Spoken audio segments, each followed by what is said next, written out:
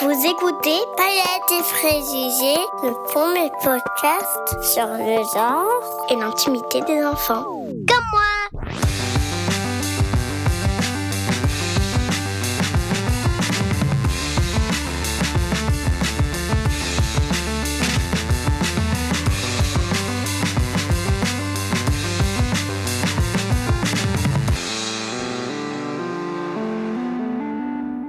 Bonjour, je suis toujours Aline Laurent-Maillard, journaliste et autrice, et je suis aujourd'hui avec Aurélia Blanc et Béatrice Kammerer.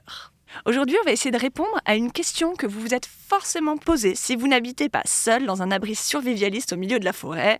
On écoute tout de suite la question de notre auditorice. Salut, moi c'est Eva, j'ai 2 enfants, une de 3 ans et une de 6 mois. Ce sont toutes les 2 des filles. Et j'ai une amie de ma mère qui envoie régulièrement des colis. C'est adorable, mais c'est tout le temps des chaussons à paillettes, des habits avec des messages comme adorable, comme une princesse.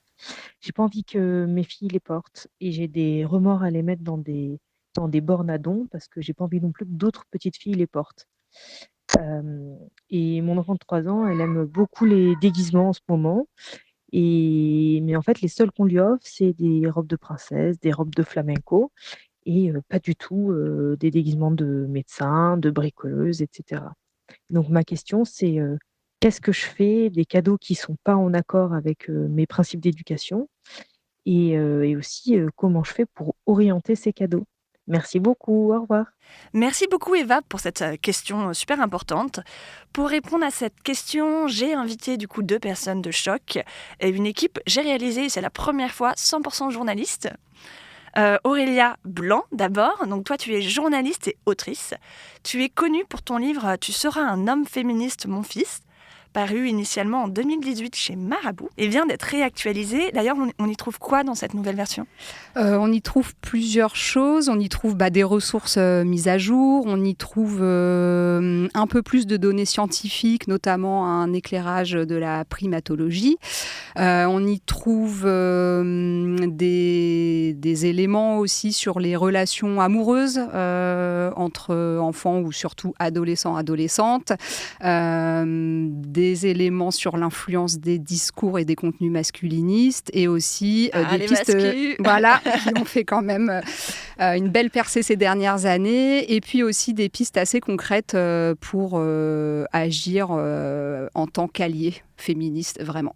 D'accord, donc couper des arbres c'est mal, mais acheter une deuxième fois le livre d'Aurélia Blanc c'est bien. Je pense, ouais. Et tu as aussi une BD qui sort le 24 septembre qui s'appelle Éduquons nos fils, mais de quoi ça parle ? Ça parle toujours de l'éducation des garçons et aussi à travers ça des filles. C'est très librement inspiré de mon premier livre « Tu seras un homme féministe, mon fils ». On a travaillé avec une scénariste, Maëline, et mis en image par Anjuna Boutan. Et voilà, c'est un peu une sorte de panorama de la société d'aujourd'hui avec comme fil rouge tout un tas d'expériences, de situations, de personnages qui viennent nous questionner sur le poids des injonctions, des normes genrées sur nos constructions en tant qu'enfants et qu'individus. Et pourquoi avoir fait du coup un livre une BD sur le même sujet ? Est-ce que tu penses que la BD, ça va toucher d'autres personnes ? C'était en tout cas, oui, l'ambition de ce projet d'ouvrir un petit peu le format parce que le format essai pratique, livre de 300 pages, ça peut faire peur à certains. Et l'idée, c'était que le propos arrive aussi dans d'autres mains, des mains peut-être plus jeunes, plus masculines aussi. Donc voilà, on compte un petit peu sur la BD pour ça. Super. Et à côté de toi, nous avons Béatrice Kammerer, qui est une journaliste spécialiste des questions éducation et parentalité. Forte de ta formation scientifique, ça, je suis très contente d'avoir une scientifique ici, tu fais de la vulgarisation. Et alors ton premier livre, c'est pas du tout ton premier livre, parce que tu as plusieurs livres, mais le premier livre par lequel je t'ai connue, c'est Calme, ferme et bienveillant chez Larousse, aux éditions 2024. Donc non, c'est pas le premier. Non, c'est pas le premier. C'est le dernier. Voilà, tu avais fait un autre, l'éducation positive. Oui, et j'en ai même fait un qui s'appelait Comment ne pas se fâcher avec la terre entière en devenant parent. Donc pour te dire que celui-là, voilà. Alors, celui-là, voilà, je l'ai vu, mais c'est le deuxième. Enfin, l'autre dont tu parles sur l'éducation positive, oui, c'est ça. Où tu avais été invitée à plein d'endroits et que j'avais trouvé ton discours absolument super. Merci. Parce que justement, ce que j'aime avec toi, c'est que tu tu regardes, tu dépasses les dogmes et l'appel à la perfection, et en te basant sur la science, tu vas regarder un petit peu où se situe le juste milieu. En fait, moi, ce qui m'intéresse, c'est les sujets de controverse dans le domaine de l'éducation et de la parentalité, parce que souvent, en fait, c'est là que vont s'exprimer des opinions un petit peu épidémiques. Et moi, ce qui m'intéresse, c'est pas vraiment de savoir qui est-ce qui a raison ou tort, mais c'est de savoir quels sont leurs arguments et en fait sur quelle logique, quelle vision du monde, quelle vision de l'éducation aussi, ils se basent et pourquoi en fait ça fait conflit autour de ça. Et donc effectivement, moi j'y vais de manière assez humble, parce que vraiment mon travail c'est pas du tout de donner des conseils. Je ne fais que le répéter. Voilà, les journalistes sont pas là pour donner des conseils, mais par contre voilà, pour essayer un petit peu d'éclairer l'état du débat, pourquoi est-ce que ça s'enflamme, et puis aussi en fait mettre un petit peu à disposition de ceux qui ont des décisions à prendre pour les enfants, que ce soit des parents, des professionnels, et puis de manière plus générale, parce que j'estime que les questions d'éducation, c'est des questions de société, éclairer un petit peu ces décisions avec les données scientifiques. Donc l'idée, c'est pas d'amener la science comme un nouveau dogme en disant voilà, l'autorité, c'est ça, mais encore une fois, de mettre un peu d'intelligence, parce que c'est aussi ça, une forme de démocratie cognitive, d'une certaine façon. C'était super. Je suis très heureuse que vous soyez toutes les deux là, surtout Béatrice qui, hier, à 22h, m'a dit « Je sais pas si je vais pouvoir prendre mon train. » Ouais, effectivement, la journée d'hier n'était pas du tout au beau fixe, mais comme quoi une nuit réparatrice peut faire des miracles. Super, donc nous voilà toutes en capacité de faire cet épisode, malgré, du coup, toujours mon aft à la langue qui me fait zozoter. Je crois que ça va être un truc récurrent dans ce podcast où on pourra s'amuser de mon zozotement. Avant de répondre à la question de notre auditrice, je voulais remercier les plus de 230 personnes qui ont contribué à la campagne de crowdfunding de novembre dernier qui a permis de lancer Paillettes et Préjugés, et aussi tous les abonnés mensuels qui soutiennent ce podcast depuis qu'on a commencé à diffuser les épisodes cet été. Donc vraiment merci. Sans vous, ce podcast 100% indépendant, accessible à tous et sans publicité ne pourrait pas exister. Si vous aussi vous en avez les moyens, soutenez ce podcast. Toutes les donations, même les plus petites, aident. Voilà, le lien vers la page Ulule est en description du podcast, comme toutes les autres références que nous allons donner au cours de cet épisode. Avant de se lancer, grande question, très très grande question. Quel est le dernier cadeau offert à vos enfants que vous avez jeté ? Alors moi, ça fait déjà un petit moment, parce que mon plus petit enfant a 13 ans, donc ça fait un petit moment effectivement que j'ai pas eu de cadeau à jeter. Puis je suis une maman, j'ai pas jeté grand-chose. On en parlera peut-être d'ailleurs pourquoi. Mais je pense que c'était une sorte de petit personnage de guerrier, quoi, un peu. Alors ça s'appelait plus G.I. Joe, ça c'est vraiment pour les vieux. Mais un peu ce mode-là, quoi, en tenue camouflage hyper violent. Et je pense d'ailleurs que c'était moins la question des stéréotypes de genre qui m'avait gênée que vraiment l'espèce de promotion d'un modèle de masculinité violente et guerrière que j'avais vraiment pas envie de mettre entre les mains de mes enfants. Mais voilà, je pense que j'ai pas eu grand-chose qui a passé la censure. Et toi, Aurélia, censure ? Ça m'arrive parfois, mais rarement, plutôt pour des considérations de jeux inutilisés qui prennent de la place et qui prennent la poussière dans un coin. Ce qui a clairement été censuré, ça remonte aussi déjà un peu, mais c'est quelques livres jeunesse qu'on avait offerts à l'un de mes enfants quand il était petit. C'était les éditions Fleurus, la collection Petit Garçon. Et je dois dire que ceux-là ont fini clairement à la benne. Pareil, hein. Moi, j'avoue, mon proche toxique, c'est McDo et Burger King. Une fois sur deux, les livres ou les jeux disparaissent mystérieusement. Mais voilà, c'est typiquement au-delà de juste mon enfance, c'est juste moi qui n'ai pas envie de les lire, quoi. Enfin, genre vraiment, l'idée de me lire un truc avec la maman avec le collier de perles, la maman aigle et le papa aigle avec son chapeau de forme. C'est comment on appelle ça, chapeau de forme, je sais pas quoi là. Ça me... Non, j'ai pas la force. Super. Alors, plus sérieusement maintenant, qu'est-ce que vous faites quand on offre qu'est-ce que vous faites et qu'est-ce qu'on peut faire quand on offre à des enfants des cadeaux qui ne nous plaisent pas pour des questions de stéréotypes de genre ? Moi, je trouve que... Enfin, j'ai pas de réponse tranchée, en fait, sur ce sujet. Je trouve déjà que ça dépend beaucoup du contexte, de qui offre. Par exemple, si c'est un one-shot, ce que j'appelle un one-shot, quelqu'un qui connaît finalement assez peu nos enfants et puis qui est dans une démarche de faire plaisir et peut-être par facilité par méconnaissance des goûts personnels de l'enfant, va se rabattre sur un jouet très genré. Bon, ben, j'en fais pas grand-chose. En fait, si le jeu plaît à l'enfant, en fait, c'est quand même assez compliqué de le sortir de l'environnement.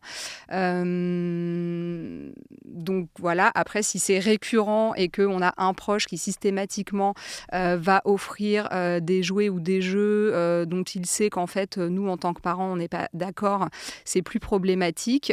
Et de manière très pragmatique, ça m'est arrivé qu'on offre à l'un de mes enfants un jouet, voilà, pour ne pas le nommer, un Nerf, sur lequel donc, on s'amuse à tirer sur tout le monde, tout ce qui passe, et moi notamment. Et ça, en fait, il se trouve que mon enfant avait très envie d'avoir ce Nerf et qu'il m'était impossible d'exfiltrer ce jouet. Par contre, on a expliqué très clairement pourquoi en fait on n'aimait pas trop ce jouet et pourquoi il devait être utilisé dans un certain cadre avec certaines règles. Voilà un petit peu ce que je peux en dire. On peut communiquer avec les enfants ? Absolument.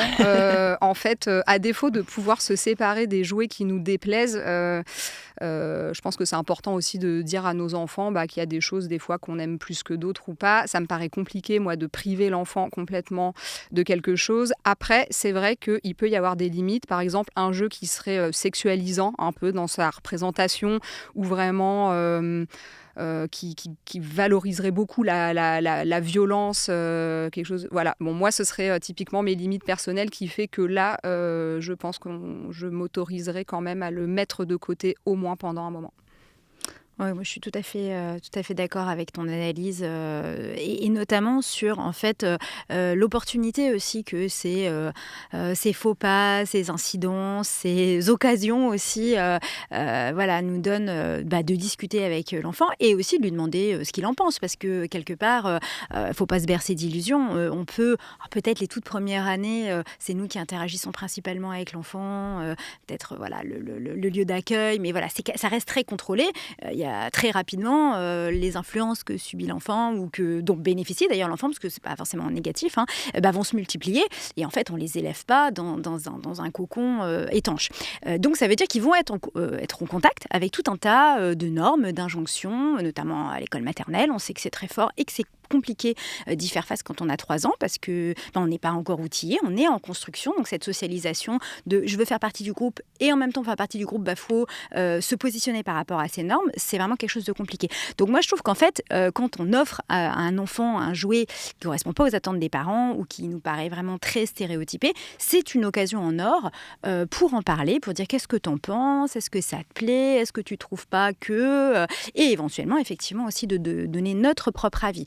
Mais parce que ça va être un temps de contact, parce que si nous on essaie de le faire vivre chez nous un peu dans ce qu'on pourrait imaginer une forme d'idéal, à quel moment on va être en position de pouvoir discuter de ce qui se passe ailleurs et de ce à quoi il peut être confronté dans la société. Oui, et puis je pense que là vraiment tu touches aussi quelque chose qui est très intéressant du droit à l'enfant d'avoir sa personnalité, d'avoir sa vie et de quel droit nous on imposerait aux enfants notre vision, les jeux dont on veut. Et qu'est-ce que ça veut dire aussi de la confiance qu'on a vis-à-vis de nos enfants, de se dire s'il y a un Nerf dans la maison, ça y est, mon enfant va finir par être tireur dans un lycée aux États-Unis, quoi. Il y a 2 choses qui sont intéressantes dans ce que tu dis. La première, c'est effectivement jusqu'où les convictions militantes des parents, à un moment donné, sont légitimes à contraindre d'une certaine manière l'enfant.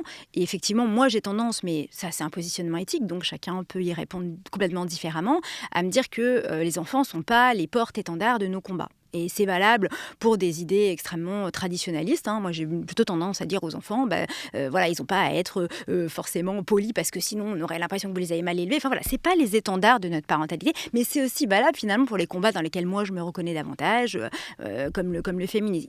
Il faut pouvoir entendre les limites des enfants. Tout à l'heure, je disais l'école maternelle, c'est une confrontation violente.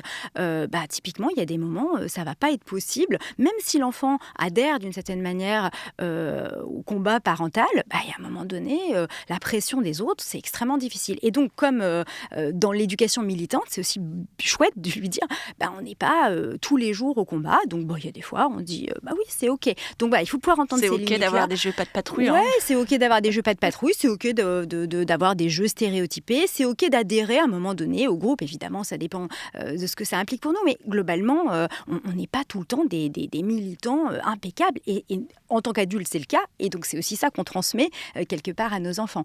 Et puis, l'autre point aussi, et ça, je rejoins un tout petit peu ce que tu disais, c'est oui, on va faire confiance à nos enfants, cette idée qu'ils doivent aussi exprimer leur propre goût. Ça, c'est quelque chose qu'on retrouve beaucoup dans les préoccupations des parents, qui sont des préoccupations contemporaines tout à fait légitimes, de dire, on veut que mon enfant, il s'exprime, il devienne qui il doit être. Le seul point de vigilance un peu qu'il faut avoir là-dedans, encore une fois, c'est de ne pas oublier que les enfants, ils sont aussi socialisés. Et donc, c'est important que les parents ne soient pas non plus dans l'abstention trop importante, parce que si tu t'abstiens trop de suggérer, de proposer, de donner ton avis, en fait, ce n'est pas la nature, entre guillemets, de l'enfant qui s'exprime, c'est les autres influences. Et à nouveau, typiquement, la pression des copains, de l'entourage, de la société ultra genrée dans laquelle on vit. Tellement. Tu veux rajouter quelque chose ? Ouais, j'ajouterais aussi, je trouve l'analyse de Béatrice vraiment hyper intéressante. Et il me semble qu'il y a aussi le fait que c'est pas parce qu'on a à un moment donné un ou des jouets genrés, stéréotypés à la maison. Enfin, finalement, pour moi, ça, c'est des objets qui vont venir souvent s'ajouter. Peut-être que là où c'est beaucoup plus questionnant, voire problématique, c'est s'il n'y a que ça, en fait, à la maison. Et puis, il y a un certain nombre d'enfants qui vivent avec d'autres enfants à la maison. Donc, l'entrée d'un jouet stéréotypé pour, par exemple, côté garçon, va aussi entrer dans l'univers de là ou des autres petites filles qui vivent à la maison. Donc, en fait, il me semble que ce n'est pas forcément quelque chose de tout noir ou tout blanc. Et c'est aussi qu'est-ce qu'on en fait, quoi. Ce n'est pas parce qu'on a quelques jouets ou des jouets stéréotypés qu'on a forcément tout raté, même si nos enfants les adorent, parce qu'ils peuvent aimer aussi beaucoup de choses à côté qui le sont beaucoup moins. Bon, maintenant qu'on a dit ça, comment on fait pour convaincre les gens de ne plus offrir de cadeaux sexistes ? Non, mais c'était pas horrible. Mais quand même, comment on fait ? Là, ça va être un petit peu... je vais repartir sur ce que tu as dit au débarrage. Ça dépend un peu des personnes, ça dépend un peu du contexte, ça dépend aussi de ce qui se joue derrière. Parce que, encore une fois, si c'est un lien avec quelqu'un de la famille, c'est pas tout à fait pareil. Le cadeau, c'est quand même un témoignage du lien. Donc, il y a quelque chose qui va se transmettre forcément dans le cadeau. Et moi, je m'inscris plutôt en faux avec le... Soit on dit aux gens ce qu'ils doivent acheter. Dans ce cas-là, c'est plus vraiment un cadeau, c'est une commande au Père Noël ou ce qu'on veut. C'est plus un cadeau. Donc, ça, c'est un scénario. OK, je fais la liste aux grands-parents, aux oncles, aux tantes, aux cousins de ce qui est autorisé, de ce que je souhaite, de ce que j'estime que l'enfant a besoin. Ou de ce que l'enfant a demandé. Ou de ce que l'enfant a aussi exprimé comme... Mais c'est pas le prototype du cadeau, on va dire, qu'on va réfléchir dans l'idée d'offrir. Si on laisse quelque part une marge de manœuvre à la personne, moi, j'ai l'impression qu'il faut pouvoir expliquer sa démarche, expliquer ses choix éventuellement, parce que souvent, là où ça peut se braquer, c'est quand il n'y a pas de compréhension. Donc, expliquer pourquoi, en fait, il y a des jouets qui nous posent problème, avec lesquels on n'est pas d'accord. Encore une fois, pour essayer de mettre des arguments, pour dépasser en fait les clivages par de l'intelligence, des arguments, pas dire je suis contre parce que c'est un principe. Non, en fait, derrière, il y a une réflexion, il y a une démarche. Voilà. Donc ça, je pense que c'est un facteur de lien et de réconciliation. Et puis, peut-être une possibilité pour maintenir le lien et en même temps appeler aussi à la réflexion, c'est par exemple proposer à la personne d'acheter à l'enfant un cadeau qu'elle aurait aimé avoir enfant, mais qu'elle n'a pas eu parce qu'elle n'était pas du bon genre, par exemple. C'est un exemple parmi tant d'autres. C'est juste pour dire, on fait fonctionner le côté j'offre, je donne quelque chose de moi, je donne de mes souvenirs, je donne de mes plaisirs d'enfant. Et en même temps, j'amorce un petit peu la réflexion et je dis voilà dans quelle démarche moi je voudrais qu'on soit vis-à-vis de mon enfant. Donc voilà, c'est une proposition parmi tant d'autres, mais pour donner un peu cette direction-là, peut-être planter la petite graine, quoi. Moi, je trouve ça assez difficile de convaincre, en fait, surtout quand il y a des relations d'affect, en fait. Il y a beaucoup de choses qui se jouent, encore plus quand on est dans un cadre familial, parce que c'est souvent là, en fait, qu'elle se pose la question, cette question de la tension entre nos valeurs et le sentiment que finalement, peut-être, elle ne serait pas tout à fait respectée si d'autres adultes n'offrent pas ce qu'on aura attendu, etc. Donc, partant de là, après, c'est vraiment une expérience tout à fait personnelle et pragmatique, mais c'est vrai que moi, je trouve ça plus simple, finalement, de contourner un peu la difficulté. Typiquement, moi, j'ai pas envie à chaque Noël ou chaque anniversaire d'être dans une sorte de conflit larvé avec des gens que je peux apprécier par ailleurs, mais dont je sais qu'on n'a pas la même approche. Du coup, bon, moi, je trouve que la liste d'idées est un bon support pour se sortir de cette prise de tête en disant, bah voilà, il ou elle avait des petites idées, je te pose ça là si tu veux piocher dedans. Et si vraiment ça devient problématique de quelqu'un qui va insister en offrant systématiquement quelque chose qu'on n'a pas envie qu'il soit offert, peut-être plutôt que de parler de nos convictions, de ce qui ferait du bien à l'enfant, c'est-à-dire il en a déjà beaucoup, ou tu sais, il adore tel ou elle adore tel type d'activité, je crois vraiment que ça le rendrait ou la rendrait hyper heureuse, de pouvoir faire, je sais pas, telle activité manuelle, tel jouet, etc. Donc peut-être de se décentrer de nos valeurs et nos convictions à nous pour peut-être utiliser plutôt ce que l'enfant aime partager aussi avec son proche et voilà. Et je sais pas, si on prend l'exemple des poupées, tu sais, elle en a déjà 15, peut-être que aller sur un autre terrain peut-être pourrait être un déguisement de pompière pour la poupée. Voilà, par exemple. En tout cas, moi, je trouve ça personnellement plus simple et parfois plus efficace en termes de résultats, de ne pas y aller frontalement, mais de passer par des chemins détournés, notamment l'intérêt et les goûts de l'enfant. Moi, ça, c'est une question que je me pose beaucoup. J'en ai déjà parlé donc, dans Bienvenue bébé, qui était la série introductive de cette série de conversations que vous pouvez écouter du coup sur Paillettes et Préjugés. J'ai été très, très honnête sur mon approche et ce que je voulais en termes de genre avec mes proches, et donc du fait que je ne voulais pas assigner de genre à mon enfant, que je voulais que mon enfant évolue un petit peu en dehors de toutes les normes de genre qu'on assigne d'habitude aux enfants. Et j'ai vu que chez certaines personnes, ça fonctionnait très très bien. J'ai reçu, effectivement, mon enfant vraiment n'a jamais reçu de choses genrées. Hein. C'est assez incroyable.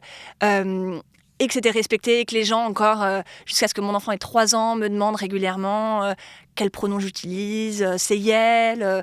Voilà, donc il y a eu tout un aspect sur lequel ça a très bien fonctionné. Et d'autres sur lesquels j'ai eu l'impression que c'était complètement contre-productif, parce que j'étais là en train d'essayer de sortir mes stats et mes lectures, et je sortais mon appli sur mon téléphone pour dire, alors tu vois, là, telle étude dit que machin. Et en fait, je voyais que ça ne faisait que attiser, en fait, l'intérêt malsain de certaines personnes, on va dire du ton raciste, mais c'est un peu cette idée-là.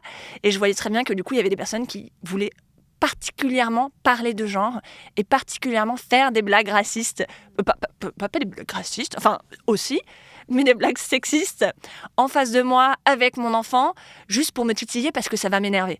Et en fait, je me demande si parfois, c'est pas plus simple de ne rien dire pour ne pas poke the bear, chatouiller l'ours, quoi. Ouais, c'est quand on est militant, on attire un peu les trolls. Enfin, c'est ça en fait. On est bien d'accord que c'est. Merci de mettre des mots sur ma situation familiale. C'est un petit peu l'idée quand même. Donc effectivement, est-ce que c'est pour être heureux vivons cachés d'une certaine manière enfin, je pense qu'on n'aura aucune réponse, définitive à tout ça. Ce qu'il y a de sûr, c'est que l'utilisation des études scientifiques, parce que ça, voilà, c'est quelque chose que moi je rencontre beaucoup. C'est-à-dire, pourquoi est-ce qu'on convoque les études scientifiques et à quel moment ça convainc les gens, en gros? C'est un petit peu des questions que moi je me pose très souvent dans mon travail. Et ce que j'ai vu, c'est que la science aujourd'hui, ça a une place d'autorité importante. Voilà, on pose une étude scientifique. Selon une étude américaine, tant de % des enfants... Enfin, ça, on a l'impression qu'après, on ne va plus pouvoir rien dire, que ça fait autorité. Donc parfois c'est convoqué de manière tout à fait abusive. On a fait beaucoup l'écho parce qu'il suffit de choisir la bonne étude pour prouver un petit peu, pour aller dans notre sens et appuyer tout un tas de choses. Donc il y a quand même un certain usage de la science qui doit déjà faire preuve de nuance parce que les sciences disent rarement des choses extrêmement tranchées. En tout cas, il faut beaucoup de temps. Et donc du coup, parfois cette manière de dire, en fait, je convoque une idée scientifique juste pour fermer le clapet à mon interlocuteur, effectivement, en fait, ça le radicalise. Parce qu'il voit bien qu'il n'a pas les moyens de répondre, que la science, on est un peu obligé de s'incliner devant, et en même temps, il n'est pas complètement sûr que l'utilisation ne soit pas fallacieuse. Donc, effectivement, ce n'est pas toujours une bonne idée de le faire. Ça peut être bien pour des gens qui sont curieux, qui disent « Ah, moi, je ne comprends pas trop pourquoi tu fais ça. Est-ce que tu veux en savoir plus ?» Ok, je t'explique. Et là, ok, effectivement, il y a une demande d'information auquel les résultats, les stats, c'est tout à fait bienvenu. Mais si on a dans l'idée qu'on va poser ça et ça va convaincre et le débat sera clos, en général, on a posé la première pierre de la guerre, en fait, d'une certaine manière. Donc voilà. Après, l'autre question, c'est de savoir, finalement, cette personne qu'on a en face de soi, est-ce qu'on a envie qu'il fasse partie du village dans lequel on va élever notre enfant, en fait? Est-ce qu'on veut qu'il participe à la vie de notre enfant?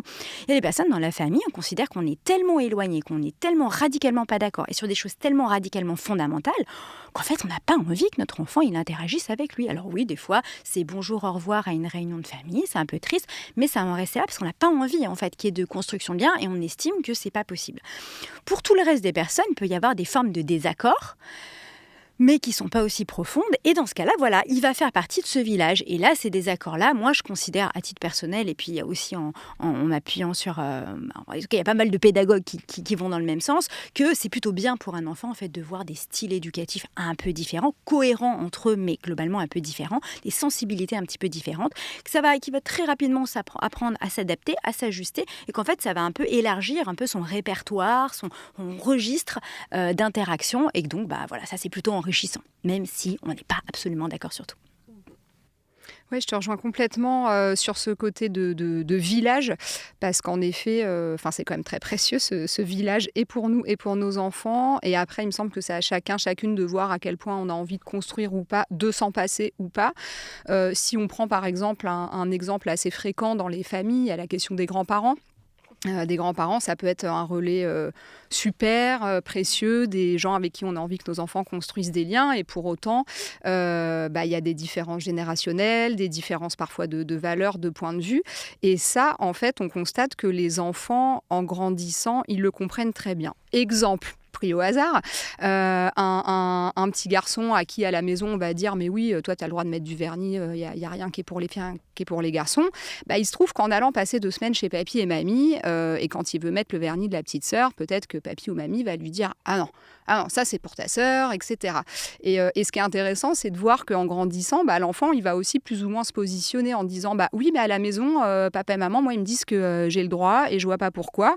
Et je trouve que ça donne aussi lieu à des discussions nous en amont ou après en fait ces interactions-là avec les enfants, de dire oui, mais en fait papy et mamie ils n'ont pas grandi à la même époque, pour eux c'est très codifié, c'est très genré, il y a des choses pour les filles, pour les garçons, et ça en fait les enfants ils le comprennent bien, et je trouve que ça permet assez bien en fait de leur faire comprendre et progressivement approfondir cette question des stéréotypes, et ça ils le comprennent très bien, de la même manière que peut-être qu'à l'école primaire ils n'auront pas envie de mettre du vernis à ongles, ces petits garçons, parce qu'ils savent très bien qu'ils vont être moqués, ils savent qu'à la maison ils peuvent le faire, et chez papy et mamie ils vont voir si en fait ça passe ou pas. Mais est-ce que pour autant on a envie qu'ils n'aillent plus chez papy et mamie parce que papy et mamie disent parfois des choses franchement sexistes? C'est à chacun de voir, mais moi je trouve aussi que c'est en fait les enfants ils voient bien de toute façon que ce qu'on dit à la maison c'est pas ce qui est dit partout, qu'il y a des sujets de société, il y a des sujets d'actualité qui arrivent à la maison, qui posent ces questions, et donc en fait on en parle déjà assez régulièrement. Moi je suis très d'avis qu'il faut commencer à parler d'injustice au fur et à mesure de l'âge, en fait, et expliquer notamment, là j'explique à mon enfant, Jo, 4 ans, que parfois certaines personnes pensent que les femmes ne peuvent pas faire tout ce que les hommes peuvent faire. Et donc ça m'a beaucoup fait rire, parce que Jo me demandait mais pourquoi je comprends pas, je lui expliquais, dans certains pays, les femmes n'ont pas le droit de faire du sport, n'ont pas le droit de sortir de la maison, et pendant plusieurs jours après ça, donc ma sœur était à côté, donc je rigolais, Julien, il faut que je lui explique l'Afghanistan maintenant. Et pendant plusieurs jours après, Jo, le soir, m'a dit « Mais nous, on ne peut pas aller à Afghanistan parce que tu ne pourrais pas faire de sport. » Et c'était très drôle de voir dans sa tête de 4 ans que plusieurs jours comme ça, mon enfant a essayé de faire sens de ce que je lui avais dit sur... alors, Afghanistan, apparemment, c'est le nouveau nom de l'Afghanistan. Et je pense que c'est hyper sain. Enfin, je ne crois pas que mon enfant soit traumatisé maintenant de cette discussion, mais ça lui donne des billes, je pense, pour réfléchir au fur et à mesure. Non, je me disais, en fait, ce qu'on dit et qui est peut-être un point aussi important, c'est qu'en fait, ça se joue sur un temps long. Mm-hmm. Et ça, moi, j'ai l'impression que c'est quelque chose qu'on oublie beaucoup dans l'éducation et beaucoup quand on est jeune parent, parce que nous, ce qu'on voudrait quand on est jeune parent, c'est que tout soit nickel et qu'il n'y ait aucun faux pas. Enfin, je veux dire, je l'étais, voilà, bon, c'est toujours compliqué. Et donc voilà, quand on se dit, ah, mais qu'est-ce qui se passe s'il y a un jouet qui arrive et qu'il n'est pas exactement comme on voudrait? En fait, c'est pas grave, parce que l'important, c'est la direction globale, c'est la construction sur le long, c'est les discussions avec la famille, avec l'enfant. Et voilà, et c'est comme ça qu'il faut voir les choses de manière globale. Je trouve que vraiment, c'est fondamental, en fait. Oui, et puis là, je donne cet exemple de la fois où on a... En fait, j'avais pris le livre Les culottés de Pénélope Bagieux. Enfin, c'est pas moi, d'ailleurs, c'est mon enfant qui l'a pris dans ma bibliothèque. Je voyais pas vraiment de raison de ne pas le lire. Alors, on l'a lu, mais c'est vrai qu'il y avait des histoires qui allaient peut-être un petit peu loin pour son âge. Et donc, on a eu cette discussion. Je ne me serais pas permise, je pense, de lire ces histoires si en amont, on n'avait pas déjà discuté régulièrement. Et donc, c'est des petites choses qu'on met au fur et à mesure en place. On commence avec des idées un peu plus simples et puis au fur et à mesure, on complexifie, je pense aussi. Oui, parce que quand même, tout l'enjeu de vouloir, on va dire, éduquer nos enfants sur la question des stéréotypes, je pense que une fois qu'on a dit ça, on n'a rien dit. C'est-à-dire, le but final, il est quand même qu'on a envie de les sensibiliser et de les armer sur la question du sexisme. Mais en fait, la question du stéréotype, il me semble que c'est une porte d'entrée, effectivement, le premier niveau, en âge de maternelle ou de très jeunes enfants, où en fait, on va commencer par leur expliquer qu'il n'y a pas de couleur pour les filles, pour les garçons, etc. Mais en fait, très vite, ils vont nous demander pourquoi. Pourquoi il y a des gens qui disent ça ? Et très vite, on en arrive aux questions des inégalités. Et comme tu le dis, oui, je pense qu'on est nombreux quand même, au fur et à mesure, à avoir des explications de plus en plus poussées au fur et à mesure de leur âge. Et derrière, on en arrive au fait que voilà, les femmes ou d'autres populations, d'ailleurs, ont moins de droits ou en ont eu moins à un moment donné. Et c'est ça tout l'enjeu. Quand on a préparé cet épisode, vous m'avez toutes les deux dit quand même que... Donc là, on a compris qu'on ne pouvait pas vraiment convaincre les gens. On peut accompagner les gens curieux. Pour le reste, c'est pas trop possible. Mais vous m'avez toutes les deux dit la même chose. C'est la seule chose que vous m'avez dit, identique pendant l'interview préalable. Vous m'avez dit, on peut poser ses limites. Est-ce que vous voulez m'en dire quelque chose ? Oui, je pense que c'est important d'être au clair avec ses valeurs, avec ce qui est vraiment... impossible pour nous. Encore une fois, tout à l'heure, quand je parlais du village pour éduquer l'enfant, pour moi, en bordure du village, il y a vraiment ce qui nous semble inacceptable. Alors, évidemment, il ne faut pas que ce soit une liste longue comme ça, parce que sinon on reste tout seul. Mais globalement, voilà. Et moi, ça, je pense que c'est important et que c'est OK. Et quand c'est explicite, ça ne devient pas une espèce de norme un peu mouvante où on va avoir peur peut-être de froisser, pas de froisser. Non, c'est clairement, c'est posé et on peut en discuter. On peut en discuter avec notre entourage, on peut aussi écouter éventuellement les réticences que peut avoir l'entourage parce qu'on répond mieux et on convainc mieux lorsqu'on sait en face ce qui fait éventuellement, ce qui peut toucher, ce qui peut remuer, ce qui peut... Donc voilà, les poser, pour moi, c'est les rendre explicites, en faire un objet de discussion possible, renvoyer l'image que c'est OK pour nous d'en discuter. Voilà. Et puis aussi, moi, ça, on n'a pas forcément dit dans l'interview préparatoire, mais pour moi, c'est quelque chose d'important. Le rendre explicite, ça donne aussi la possibilité à nos enfants plus tard d'en discuter. Parce que finalement, ils vont aussi faire tracer leur chemin. Peut-être qu'il y a des choses qu'on leur aura proposées quand ils étaient enfants avec lesquelles ils vont finir par ne pas être d'accord ou au contraire être d'accord. Et dès lors qu'on est en capacité de poser ses limites, de poser ses valeurs, de poser ce qui pour nous est important dans notre parentalité, ça veut dire qu'on n'imagine pas que c'est universel, incontestable, valable en tout temps et en tout lieu. On dit voilà, c'est mon choix. C'est comme ça que moi, j'essaie de construire les choses, que j'essaie de construire au mieux. Mais en fait, on va pouvoir en discuter. Et toi-même, plus grand, c'est OK pour qu'on en discute. Super. Ouais, mais là, on en revient un peu au sujet qui revient à chaque épisode et qui reviendra à chaque épisode, je pense, de considérer les enfants comme étant des personnes capables de réflexion, capables de leurs propres opinions et leur apprendre à penser par eux-mêmes plutôt que leur imposer une vision du monde ou les priver d'une partie Sinon, du c'est possible. dire, on a toujours fait comme ça. En fait, c'est reprendre la même posture que celle qu'on combat. Si on dit « Ah mais non, tu sais bien que c'est comme ça et pas autrement », ça, c'est la posture qu'on combat. Donc, à nous de faire le pas des côtés. Oui, je crois que l'idée, c'est pas de remplacer un dogme par un autre. Donc oui, en fait, il faut pouvoir en parler. Et sur la question des limites, elles vont se poser pour certains sur la question du sexisme d'un certain nombre de comportements. Mais je veux dire, ça traverse tout le champ de la parentalité. Comment est-ce qu'on gère peut-être la sanction si on est dans une famille où clairement on ne frappe pas les enfants, il est clair que ça va être une limite forte. Après, si ce sont des gens qui font partie de notre village et qui ont envie d'en faire partie, généralement les gens le comprennent. C'est-à-dire qu'ils n'adhèrent pas forcément à notre posture éducative, mais ils savent que chez nous ça se passe comme ça. C'est peut-être un red flag même si quelqu'un s'oppose complètement à quelque chose de sensé. C'est complètement un red flag. Et effectivement, là, on arrive au bord du village, en fait, voire à l'extérieur du village, parce qu'on sait très bien qu'on ne va pas avoir envie de nouer de liens plus resserrés que ça ou de confier notre enfant à des gens. Il y a une différence, il me semble, entre avoir des désaccords sur un certain nombre de choses et avoir des principes éducatifs complètement divergents où on pense aussi que ça va menacer finalement le bien-être et l'intégrité de notre enfant. Je pense que là, il y a une limite claire qui vient se poser. Je ne sais pas si on prend un exemple sur la question du sexisme. C'est une chose, par exemple, d'avoir des référents dans la vie de l'enfant, qui ont une vision un peu datée, qui vont avoir des réflexes un peu sexistes. C'en est une autre pour moi, d'avoir ces mêmes adultes qui feraient des différences de traitement et qui diraient toi, t'es une fille, tu peux pas faire ça. Par contre, ton frère peut. Je pense que là, on peut toucher à une limite qui est, en fait, ça nuit à la justice, à l'intégrité dont doit bénéficier mon enfant. Donc là, stop. Je voulais justement faire un pas de côté et se demander comment est-ce qu'on pouvait interagir avec les personnes qui peuvent avoir des propos notamment sexistes quand on est avec nos enfants. Quand on a quelqu'un qui va faire une blague complètement sexiste ou quelqu'un qui va dire justement les garçons, allez jouer pendant que les filles, on débarrasse la table. Par exemple, tous ces petits moments du quotidien.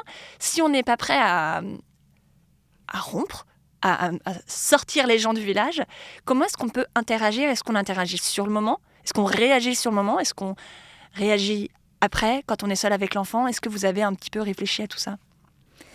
Il y a encore plein de situations. Je pense que les gens, dans les familles, on voit bien, il y a des personnes avec qui on va pouvoir réagir effectivement sur le moment. Parce qu'il y a une chose qui est vraie aussi, on ne l'a pas dit, même si je pense qu'on est tous d'accord là-dessus, les enfants, ils ne s'imprègnent pas simplement de ce qu'on dit, ils s'imprègnent aussi de ce qu'ils voient. Et donc, l'enjeu de réagir à une réflexion sexiste, c'est pas simplement pour convaincre l'autre ou pour déconstruire ses arguments, c'est aussi pour montrer à son enfant, voilà comment il est possible de se positionner, comment moi j'accepte de le faire, j'ose le faire, toutes les nuances pour s'opposer en fait à ce discours-là, à réagir à ce discours-là. Donc ça c'est une chose qui est déjà importante. Donc la première bonne raison de réagir, c'est simplement pour montrer à son enfant comment on fait face à ça. Mais et après il y a d'autres personnes, on sait très bien que si on commence à le contredire, ça va prendre des proportions infernales, que un peu comme tu l'as dit dans ton exemple personnel tout à l'heure, on va y passer la soirée, la personne va essayer de nous asticoter. En fait, ça va juste mettre une ambiance désespérante et donc on n'a pas envie de ça. Et donc, dans un certain nombre d'autres cas, ça peut être ne pas réagir parce qu'on estime que en fait, c'est préférable pour l'ambiance et après, reprendre avec l'enfant en disant « Tu te souviens, quand machin a dit ça, qu'est-ce que tu en as pensé ?» Et encore une fois, plus les enfants grandissent et plus il y a une connivence qui va se mettre en place. Et puis, dans certaines situations sociales où on sait qu'on va être au contact avec ce genre de discours, il y aura le débriefing après dans le métro, dans la voiture ou sur le chemin du retour en disant « Et t'as vu quand il a dit ça ? Ouais, alors moi j'ai pensé ça. » Et puis voilà. Et en fait, ça va créer aussi une forme de cohésion, de complicité autour de comment on répond, comment on réagit et s'il a fallu ronger son frein, comment on décompresse après coup. Je suis contente de t'avoir parce que jusqu'à présent, on a surtout eu des personnes, et dans les épisodes que j'ai enregistrés et pas encore diffusée. On a eu des personnes qui ont des enfants en bas âge ou pas d'enfants. Et du coup, ça fait plaisir d'avoir ton retour à toi en tant que personne qui a connu ces conversations dans la voiture. Moi, je rejoins entièrement Béatrice sur cette question de la complicité avec l'enfant parce que finalement, je crois que des fois, on ne se sent pas de réagir pour plein de raisons. Et puis, si on réagit d'une manière ou d'une autre, en fait, on ne le fait pas tant pour la personne qui tient les propos sexistes parce que bien souvent, c'est peine perdue et voilà, c'est répétitif. Mais on le fait pour l'enfant. Et ça, c'est vrai que c'est très chouette. Moi, je sais que ça m'a beaucoup aidé sans même l'avoir spécialement intellectualisé. Mais je me suis rendu compte assez rapidement qu'il m'était plus facile de répondre à mon enfant face à une remarque sexiste qui nous était faite autour de nous que de répondre à l'adulte qui la faisait. Et qu'en fait, ça crée effectivement une connivence parce qu'en fait, on sait bien que par rapport à ce que nous, on dit, on fait à la maison, en fait, ça fait pas sens et il y a même des choses qui nous paraissent des fois risibles ou stupides ou voilà. Donc je trouve ça plus simple parfois de blaguer avec l'enfant en réponse à la remarque sexiste ou bien évidemment de débriefer. Ce qui est important pour moi, c'est de pas laisser ces scènes, on va dire, sans explication, sans sous-titres, comme si pour nous c'était normal, acquis et qu'il n'y avait rien à en dire. Voilà, c'est quand même bien quand on le peut d'essayer de trouver un petit moment pour en dire 2 mots à son enfant ou même avec l'autre parent ou les autres frères et sœurs et qu'on puisse en parler ensemble. Pour conclure, que répondons-nous à Eva? Que c'est compliqué? Que c'est du sur-mesure à chaque fois?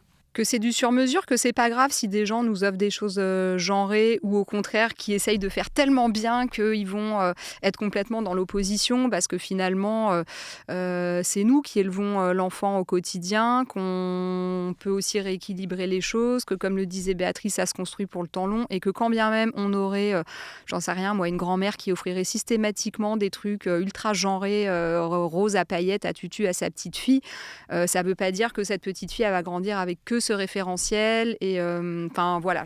Oui, et puis je rebondis aussi parce que quand tu disais que c'est sur le temps long, il y a aussi des phases de leur vie où les enfants, ça je l'avais bien expliqué je crois d'ailleurs c'est l'épisode sur les jouets de Bienvenue bébé, où les enfants ont besoin pour comprendre les règles de la société, de rentrer dans ces règles. Et ça ne veut pas dire que si, parce que notre enfant entre 4 et 5 ans est en mode tutu rose pendant toute l'année, qu'à la fin, que tout est joué. Ouais, en fait. Elle va pas rester en tutu rose toute sa vie. Hein. Exactement. À 20 ans, elle va arrêter, je pense. Oui, le côté tout. Moi, j'ai eu une fille comme ça, donc voilà. J'avoue que je n'en pouvais plus. La période rose a été très intense durant la maternelle. Moi, je m'y suis pas opposée frontalement. On a planté des petits graines, dit qu'est-ce que t'en penses, est-ce qu'il n'y a pas aussi ça et puis aussi ça, on a cumulé, diversifié, effectivement ça a été le choix, mais il y a eu un moment d'adhésion, effectivement elle n'est plus du tout ni en rose ni en paillettes, elle est plutôt très très militante et donc voilà, donc non rien n'est joué, surtout pas tout petit. Moi il y a peut-être un point que je voulais rajouter parce que on se focalise beaucoup sur les critères de surface, donc, par exemple les couleurs. C'est vrai, c'est super genré, rose et bleu. Et en même temps, on peut un peu hacker la manière dont on va utiliser les jeux parce que parfois, ce qui est important, c'est pas la surface, ça va être d'autres choses. Alors, je vais prendre un exemple qui est pas strictement un jouet, par exemple le cas du vélo. Un jeu, mais bon, un peu quand même, voilà, c'est vrai, il y a des vélos roses, il y a des vélos bleus, mais en fait, ce qui est le plus important et ce qui est le plus discriminant, par exemple, sur l'usage du vélo, c'est l'autonomie des enfants par rapport à cet usage. Typiquement, les études, ils ont montré que les petits garçons savent plus facilement, plus rapidement, on leur apprend à remettre la chaîne quand il a déraillé et pas les filles. Et donc, par exemple, là où on pourrait mettre le focus sur « Ah ouais, mais elle a un vélo rose », la vraie question, c'est de savoir, est-ce qu'elle sait remettre la chaîne ? Est-ce qu'on lui a permis d'avoir une autonomie avec son vélo, peu importe la couleur. Alors, c'est l'exemple du vélo, mais en fait, ça peut être décliné sur tout un tas d'autres objets. Le care, par exemple. Si on a un garçon c'est pas la poupée, on peut lui apprendre à travers les pompiers, Absolument. à travers le policier, qu'il prend soin des autres. Enfin, les policiers, c'est un sujet, je pense qu'on pourrait faire un épisode entier sur les policiers. On va peut-être pas aborder le problème maintenant, mais oui, tout à fait. C'est en fait comment, à partir d'un objet qui effectivement a été pensé avec tout un tas de stéréotypes, en fait, en tant que parent, parce qu'on a réfléchi, parce qu'on est dans ces démarches-là, on va pouvoir le détourner pour en faire autre chose, pour faire marcher l'imaginaire aussi, parce que justement, les enfants, ils ont une capacité d'imagination folle, et peut-être que ce qui était, je ne sais pas, une arme de guerre devient un pistolet à billes. Oui, ton G.I. Joe aurait pu être babysitter. Absolument, absolument. On peut le réassigner à autre chose. Et je pense que ce côté, en fait, un peu de hacking du jouet, qui se base sur l'imaginaire, qui se base sur notre capacité aussi à reconvoquer notre esprit d'enfant créatif, ça aussi, ça peut être une manière pour s'en sortir et dire, voilà, je ne laisse pas l'objet tel qu'il est, j'en fais quelque chose et je le fais fonctionner dans la société avec d'autres codes, d'autres normes. Et c'est une autre manière de transgresser les codes et les normes. Super, et c'était vraiment un épisode très intéressant et j'espère que les parents et les adultes ressortiront de cet épisode avec un peu moins de culpabilité. On vous retrouve la semaine prochaine pour Des paillettes dans notre vie, notre segment où on fait des recommandations culturelles. D'ici là, vous pouvez retrouver Aurélia et Béatrice en ligne. Où est-ce qu'on peut vous retrouver ? Oui, c'est une bonne manière sur les réseaux sociaux. Sur Instagram. Sur Instagram. Donc, @Aurélia Blanc et Madame Déjantée, parce que c'est un vieux reste du temps où j'animais des blogs et voilà, mais bon, feu les blogs, mais bon, je l'ai quand même gardé. Voilà. Mais Béatrice Camerer, ça tombe très rapidement aussi. Pas de problème, on me trouve très vite. J'adore ton nom Instagram, bon, ça sent... C'est une Madeleine de Proust. C'est ça fleure bon les années 2010, c'est comme ça. Eh super, quant à moi, vous pouvez me suivre sur mon compte perso, il y a @YalaAline ou @PaillettePréjugés, tout au pluriel. Vous venez d'écouter un épisode de Paillettes et Préjugés. Paillettes et Préjugés est un podcast 100% indépendant, gratuit et sans publicité. Il existe grâce à vos dons. Merci à toutes les personnes qui le rendent possible.